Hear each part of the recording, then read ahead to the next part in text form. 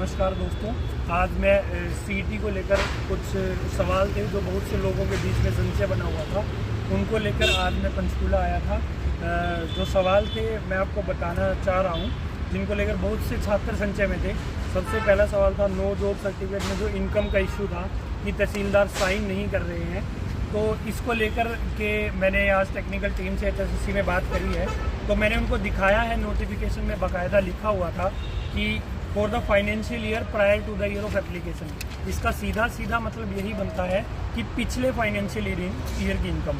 परंतु जब छात्र तहसीलदार से साइन करवाने के लिए जाते हैं तो वो आज की फैमिली आईडी की इनकम देकर उनको मना कर देते हैं। तो मैंने इस बात को लेकर काफ़ी बार पूछा टेक्निकल टीम से कि जब इस पर साफ लिखा हुआ है प्रायर फाइनेंशियल ईयर, तो टेक्निकल टीम ने भी मुझे यही जवाब दिया है कि हम 1 अप्रैल 2022 से लेकर 31 मार्च 2023 तक की इनकम को ही देखेंगे। जो आज आपकी इनकम है उससे हमारा कोई मतलब नहीं है। आप तहसीलदार से साइन करवाएं, वो आपकी मर्जी है कि आप उसको कैसे कन्विंस करते हैं। तो ये सवाल जो सब छात्रों के मन में था, मैंने आज पूरी तरीके से पूछा उनसे, और इसका जवाब यही है कि आपको 31 मार्च से पहले अगर किसी की इनकम 1,80,000 से कम है तो वो 2.5 नंबर क्लेम कर सकता है। 2.5 नंबर क्लेम।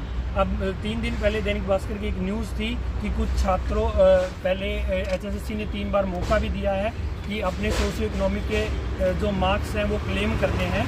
तो कुछ बच्चों ने 2 फरवरी से लेकर 15 मार्च तक जो मौका दिया गया था, उसमें से 1 लाख लोगों ने अपने नंबर क्लेम किए हैं।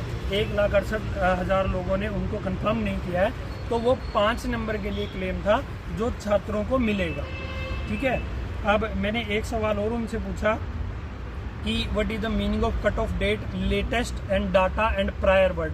इन 3 वर्ड्स के बारे में मैंने उनसे पूछा, जिनमें भोपाल सिंह खादरी जी, हमारे माननीय भोपाल सिंह खादरी जी, जिन्होंने बार बार इन शब्दों का इस्तेमाल किया अपने इंटरव्यू के अंदर, cut off date, latest and data. ठीक है। तो कट ऑफ डेट वो तो कुछ भी हो सकती है कि 5 से कट ऑफ डेट से पहले वो तो जनवरी भी हो सकता था, फरवरी भी हो सकता था, मार्च भी हो सकता था। तो इसमें बाकायदा सही से आज टेक्निकल टीम ने बताया कि 31 मार्च तक। ठीक है। अब एक और इशू आ रहा था कुछ बच्चों का कि फादरलेस का जो सर्टिफिकेट है वो नया अपलोड करना है या ओल्ड अपलोड करना है। देखिए, अगर किसी के पिताजी डिसीज हो चुके हैं, दिवंगत हो चुके हैं, तो वो लोग अपना फादरलेस का सर्टिफिकेट जो उन्होंने पहले अपलोड किया था वो कर सकते हैं। पर जब तक आपके पास मौका है, आप नए फॉर्मेट का फादरलेस का सर्टिफिकेट अपलोड करें, क्योंकि उसके अंदर नंबरदार और 2 गवाह के साइन भी चाहिए। ठीक है। EWS नया लगाना है या ओल्ड लगाना है, अभी टेक्निकल टीम ने मुझे बताया है कि EWS का हमने मांगा ही नहीं है।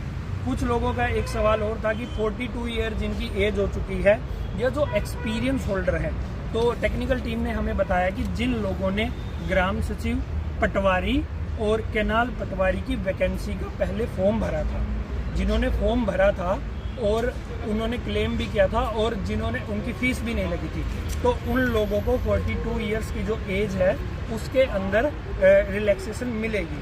ठीक है। मेरा एक और सवाल था फॉरेस्ट रेंज ऑफिसर और डिप्टी रेंजर, इनका एक ग्रुप इशू है।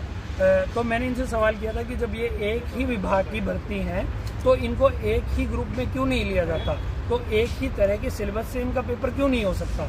तो इस बात पर मुझे टेक्निकल टीम ने कोई सेटिस्फैक्ट्री आंसर नहीं दिया।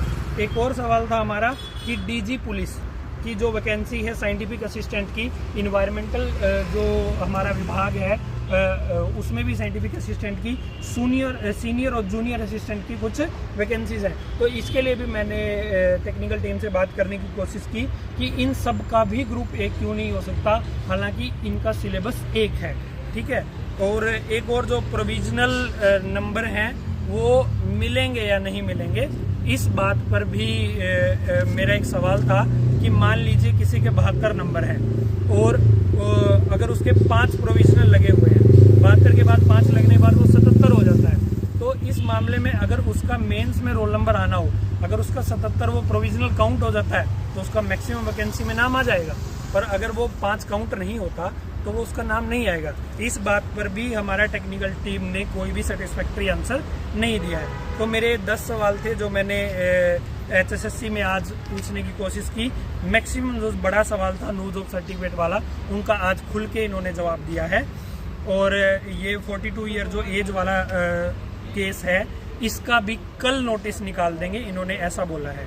तो यही मेरी कुछ इन्फॉर्मेशन थी दोस्तों, जो मैं आप लोगों के साथ शेयर करना चाहता था। मैं खुद परेशान था तो मैं स्पेशली आया, और किसी भी यूट्यूबर ने इस चीज़ के बारे में बात नहीं की थी, तो आज मैंने खुलकर इन चीज़ों पर सवाल किया है। और उम्मीद करता हूं कि भविष्य में मैं जो मेरे 2-3 सवाल बच गए हैं उनको लेकर माननीय भोपाल सिंह खादरी जी से बात जरूर करूंगा। धन्यवाद।